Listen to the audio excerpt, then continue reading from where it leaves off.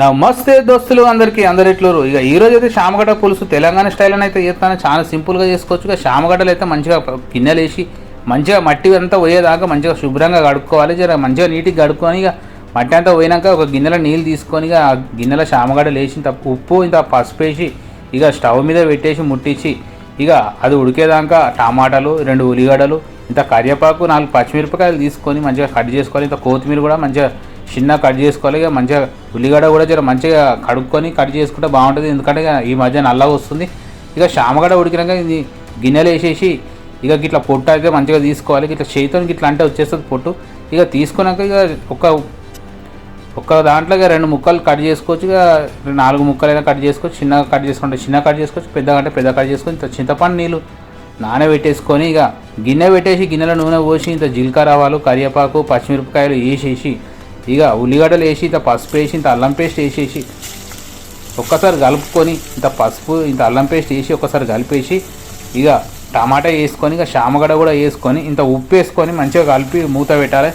మంచిగా వాళ్ళ ఉడికినాక ఇంత కారం వేసేసి ఇంకా ఇంత చింతపండు నీళ్ళు పోసుకొని ఇక మూత పెట్టేసి మంచిగా దగ్గరికి అయినాక ఇక చింతపండు నీళ్ళు పోసేసి మంచిగా దగ్గర అయినాక ఇంత కొత్తిమీర వేసుకొని ఇక ఉడుకుడుకు పువ్వులు వేసుకొని తింటే చాలా సూపర్ ఉంటుంది. ఒకసారి అయితే ట్రై చేయాలి.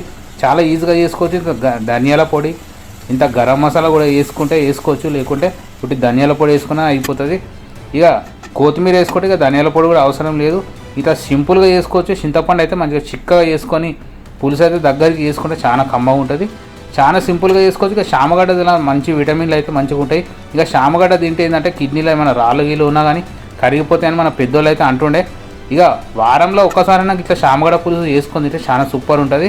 ట్రై చేయరు. ఇక మనిషి పుట్టినప్పుడు 2 ఏళ్ళకే మాటలు నేర్చుకుంటే కానీ పెరిగి పెద్దగా అయినాక ఎప్పుడు ఎక్కడ ఎవరితో మాట్లాడాలో తెలుసుకొని జీవితకాలం కూడా సరిపోదు అంటారు.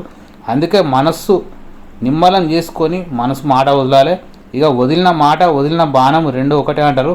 ఇక గుండె గుచ్చుకునేటట్లయితే నొప్పించకుండా ఎవరితోని మాట్లాడకూరి నిమ్మలంగా మాట్లాడండి. అందరితో నలుగురితో మంచిగుండురి. ఇక ఉడుకుడుకు బువ్వలు అయితే శామగడ్డ పులుసు రెడీ అయిపోయింది. ఇక వేసుకొని తింటేనైతే చాలా సూపర్ ఉంటుంది. ఇక నెలలో ఒక 2 సార్లు ఇట్లా చేసుకొని అయితే తినరు. ఇట్లా అయితే మంచి వంటలతోనైతే మళ్ళీ వస్తుంటాను. మీ లక్ష్మణ్ లైక్ షేర్ సబ్స్క్రైబ్ అయితే కొట్టురి. వీడియోలు అయితే చూస్తారు కానీ ఇక ఎవరు లైకులు కొడతలేరు, షేర్లు కూడా చేస్తలేరు. సబ్స్క్రైబ్ అయితే 1K సబ్స్క్రైబర్ ఫ్యామిలీ కంప్లీట్ అయిపోయింది. ఉంటా మరి లైక్ షేర్ సబ్స్క్రైబ్ కొట్టురి. చామగడ్డ పులుసు అయితే వేడి పోసుకొని ఉడుకుడుకు బువ్వలు తింటుంటే చాలా సూపర్ ఉంది. ఒకసారి మీరు కూడా ట్రై చేయరు. ఉంటా మీ లక్ష్మణ్.